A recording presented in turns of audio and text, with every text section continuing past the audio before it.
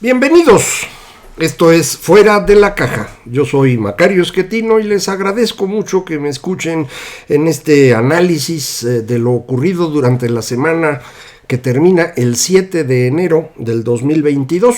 Se cumplen 115 años de la huelga de Río Blanco, que en nuestra historia oficial, de esa que le gusta al señor presidente, es parte de los prolegómenos de la revolución. Usted recuerda, Cananea, Río Blanco y, aunque casi nunca se menciona, los ferrocarriles cada año. 906, Cananea en 1907, Río Blanco en 1908. Los ferrocarriles fueron 3 huelgas que fueron aprovechadas por el Partido Liberal Mexicano, de los hermanos Flores Magón, para tratar de generar un conflicto que tumbara al general Díaz de la presidencia y transformar a México en un país como a ellos les gustaba, entre socialista y anarquista. Eran los hermanos Flores Magón. La verdad es que ninguna de esas 3 huelgas tuvo mucho que ver con la revolución. Cuando arranca el proceso que llamamos así Revolución Mexicana, los obreros no participaron en él, se incorporan varios años después, hasta 1915, y esto porque los convence Álvaro Obregón cuando están huyendo los carrancistas hacia Veracruz. Ahí es donde Álvaro Obregón logra convencer, por un lado, a Carranza, que era muy necio, y por otro lado, a los principales actores políticos de Veracruz, a llegar a 2 grandes arreglos: la Ley Agraria de 1915 y la primera ley laboral mexicana en 1916, y esto es lo que va a atraer a estos 2 nuevos actores políticos, campesinos y trabajadores, obreros, al lado de Carranza, y con ello van a terminar por derrotar al otro movimiento, que era el de Villa y Zapata. Todo esto lo platiqué ahí en mi libro 100 años de confusión, en esta revisión que realicé de la historia que nos cuentan cuando somos niños y de lo que sabemos después que ocurrió, gracias a historiadores de muy alto nivel.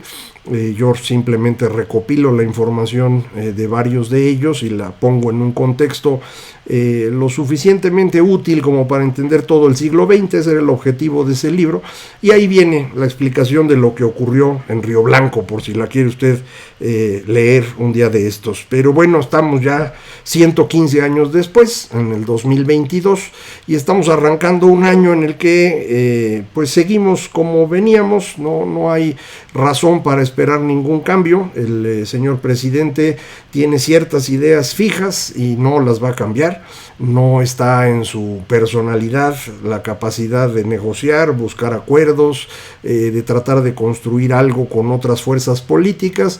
A él le gusta que las cosas se hagan como él dice, y esa es la razón por la cual ha terminado dejándole todo prácticamente a los militares, que son los que hacen lo que él quiere, porque es su comandante en jefe. Esto no es una buena idea en el largo plazo, como prácticamente todas las demás cosas que ha propuesto. Muchas de ellas pueden parecer bonitas así en lo inmediato, como por ejemplo, vamos a darle pensión a todos los mayores de 60 o 65 o 70 años. Pues es algo que se oye muy bien, porque sí hay muchas personas mayores que no tienen recursos, que no lograron ahorrar, que vivieron toda su vida con ingresos muy bajos, y a esa edad ya les cuesta trabajo ganarse la vida, y ahí es donde tenemos un nivel de pobreza muy grande. Entonces la idea de repartirle dinero a todos ellos suena bien, y el único detalle es ¿y de dónde la sacamos? Esta idea, la primera vez que yo se la escuché fue en una reunión que tuvimos en la casa del general Cárdenas, cuando Cuauhtémoc era jefe de gobierno de la ciudad, y se hizo una reunión un sábado por la mañana para platicar con López Obrador, que traía ideas como presidente del partido entonces, del PRD, de cómo debería ser un gobierno de ese partido. Y esa fue la idea que propuso. Nos opusimos a ella el secretario de Finanzas de la ciudad y un servidor, diciendo, pues sí es una buena idea, pero no tenemos el dinero, y convendría, pues si se va a hacer eso, que se generen recursos de algún otro lado, porque si no, pues va a tener que empezar a moverse el dinero de otras actividades en las que el gobierno gasta hacia estas pensiones. Evidentemente ni el secretario de Finanzas ni un servidor nos dedicamos a la política, y nuestro comentario era realmente técnico. Políticamente no hay duda que era mucho mejor la idea de López Obrador que lo que nosotros propusimos, pero pues ya sabe usted, no todos los que están en el gobierno se dedican esencialmente a la política. Hay algunos que están tratando de que el gobierno funcione. Cada vez hay menos de esos, pero en aquel entonces todavía había uno que otro. El resultado fue pues que no se aplicó la medida de López Obrador, la aplicó él después cuando ya fue jefe de gobierno. Le fue muy exitoso esto, le permitió pues una gran aprobación en la ciudad. En aquel entonces también hacía sus mañaneras, y esto le ayudó a establecerse en la agenda noticiosa, y le fue agregando algunas cosillas. El segundo piso del periférico, aprovechó muy bien el intento de desafuero por un desacato a una orden de la Suprema Corte de Justicia que efectivamente cometió y que debía haber pagado, pero no fue así, y esto lo hizo popular a nivel nacional, y desde entonces, bueno, pues es una figura relevante en la política mexicana, al extremo pues de que en 2018 logra ganar como nadie había ganado nunca en México una elección.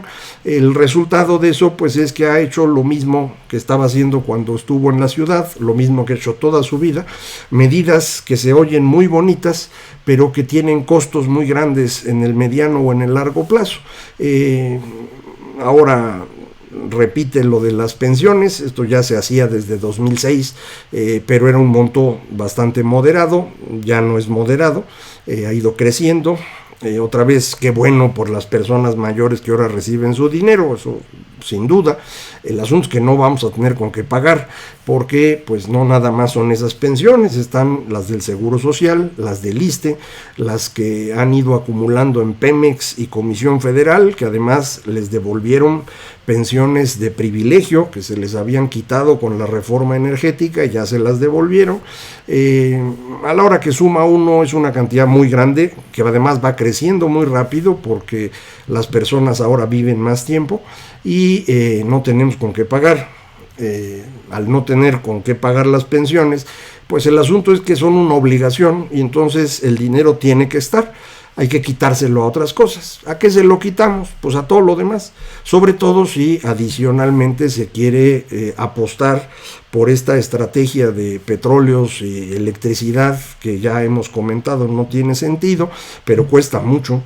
Y al mover el dinero para todos estos lugares, el resto del gobierno deja de funcionar, al extremo de que simplemente no les ha importado cuántas personas se mueren por falta de medicinas, por falta de atención, por no hacer pruebas cuando arrancó la pandemia, por tardarse con las vacunas y luego andarlas administrando de una forma pues bastante poco racional para un país de este tamaño.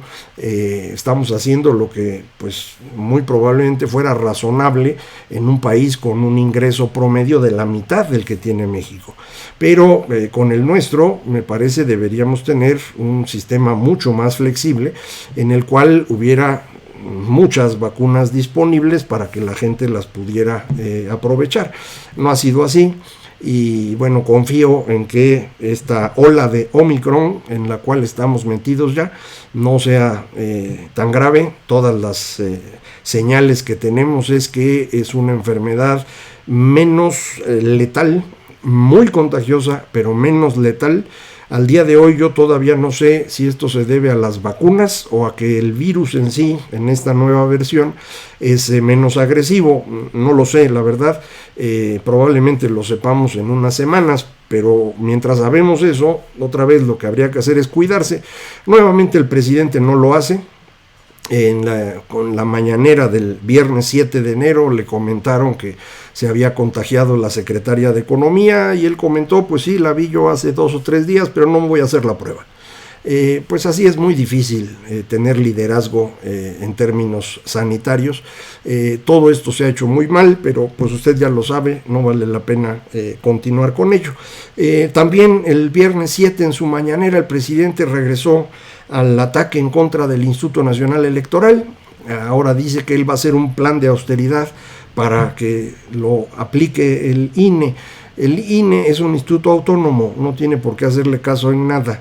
Lo único que tiene que hacer el gobierno con el INE es darle el presupuesto que el INE solicita. Así es como está la ley. Lo puede cambiar la Cámara de Diputados, que fue lo que hizo. Pero esa Cámara de Diputados hace lo que dice López Obrador. Entonces él es el que le quitó el presupuesto al INE para que no se pudiera hacer el proceso de revocación de mandato y con ello pudiera desacreditar a la institución y tratar de ir avanzando en el control de las elecciones desde el gobierno para no perder en 2024, que recuerde usted es su único objetivo, nada más le importa. Y no quiere perder en el 24 porque pues no quiere perder el poder nunca. Esto no cabe en su mente. No lo va a poder tener él mismo en términos legales. Tendría que ser algo ilegal para que él se quedara. Y esto sería muy difícil de defender a nivel internacional.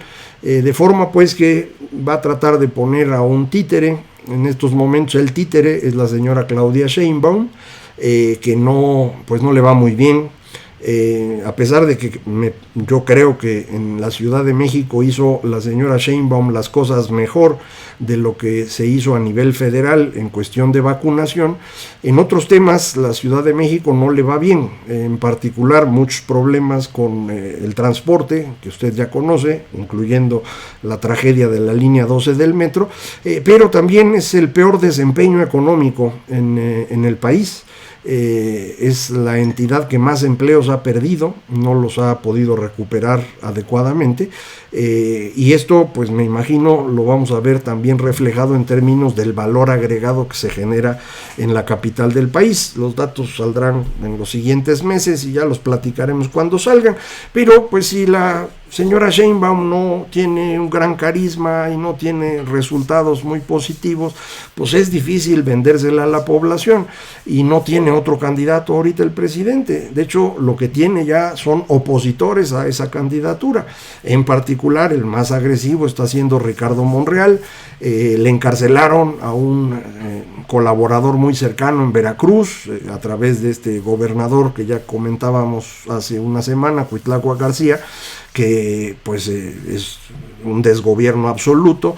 El que realmente ha estado gobernando el estado es el señor Eric Cisneros, el secretario de gobierno, al cual recientemente le han caído muchas acusaciones de relación con el crimen organizado. No tengo idea si sean ciertas o no, pero esto significa pues un mayor conflicto al interior de este mazacote que es Morena, que la única razón de existir que tiene es el caudillo. Y si ese caudillo no tiene fuerza suficiente o no es atractivo para el futuro, pues el mazacote no va a aguantar. Y eso es justamente lo que está ocurriendo, y por eso la urgencia de López Obrador de mantener su popularidad elevada, de acabar con el Instituto Nacional Electoral y de mantenerlos entretenidos todos los días con su mañanera. Volvió a insistir también el viernes 7, que fue realmente el día en el que empezó a tirar línea. Insistió otra vez en estos 3 grandes reformas que quieren hacer. Una reforma electoral, no tengo idea de qué querrán hacer en ese tema. Sería, si llega a ocurrir, la primera desde 1996 que no tiene un acuerdo de todos los partidos involucrados. Si me presiona usted, desde 1977 no ha habido una reforma que no sea negociada con todas las fuerzas políticas. Sería la primera y no sería una muy buena señal. La segunda reforma es que la Guardia Nacional forme parte directamente de la Secretaría de la Defensa y se crea un Estado Mayor conjunto, todo un arreglo diferente, que la preocupación es y luego cómo le vamos a hacer para que los militares se dediquen a lo suyo, porque el trabajo de los militares es la seguridad nacional, la defensa frente al exterior. Ya desde tiempos de Cedillo se empezó a utilizar en cuestiones de crimen organizado, mucho más claramente con Felipe Calderón y de allá para acá, pero ahora pues están haciendo todo y después va a ser difícil quitarles los negocios, porque pues no es lo mismo tener un presupuesto que no era muy grande. Lo hizo más grande Calderón precisamente para que se hicieran cargo de la seguridad pública, pero ahora es un presupuesto inmenso que además incluye obras increíbles en las cuales se gasta dinero sin ninguna vigilancia. Pues imagínese usted que es usted un coronel que está ganando pues 50, 60 mil pesos mensuales en el mejor de los casos, y de pronto pues puede ascender a ser general y hacerse cargo de un tramo de la construcción del Tren Maya, y de pronto dice pues vamos a necesitar mover el trazo y son 1,000 millones de pesos más, y nomás con el 10% de eso, o el 5, o el 3, pues ya ganó más de lo que hubiera ganado en toda su vida.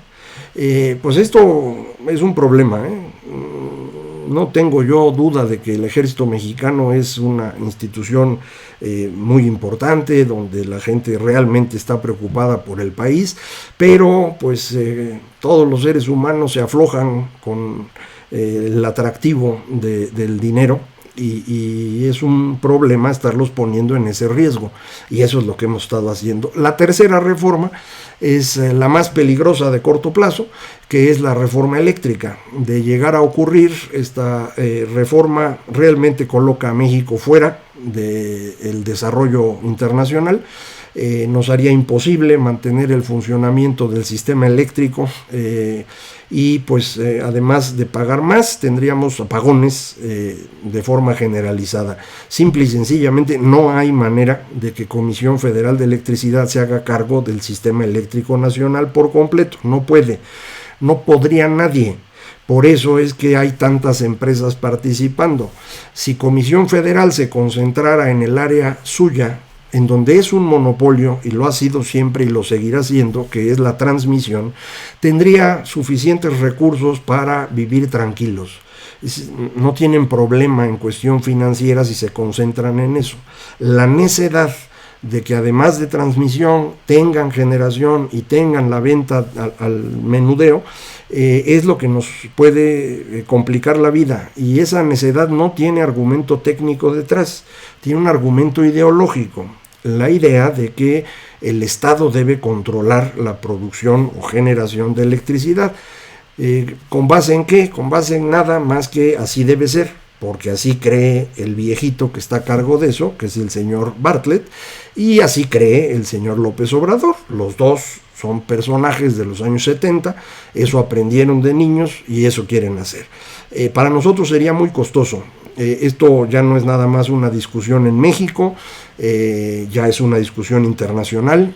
La revista The Economist, en el número de esta semana, lo pone en su portada. Una de las editoriales es acerca de la mala y demente idea de la reforma eléctrica en México, así es como le pusieron.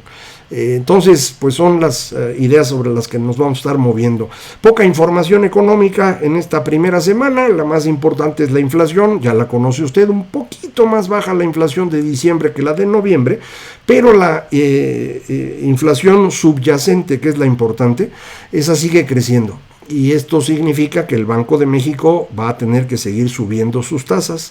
Es muy probable que la Reserva Federal de los Estados Unidos también lo tenga que hacer, de manera que en el transcurso de este año se va a apretar el mercado de dinero. Esto implicará menos crecimiento económico y esperamos baje el ritmo de la inflación y podamos terminar el año con la subyacente a lo mejor en 4 y poquito, y ya con eso sería muy bueno. A ver cómo nos va, esto lo vamos a estar siguiendo aquí, igual que todos los temas políticos como de costumbre. Muchísimas gracias, esto fue Fuera de la Caja.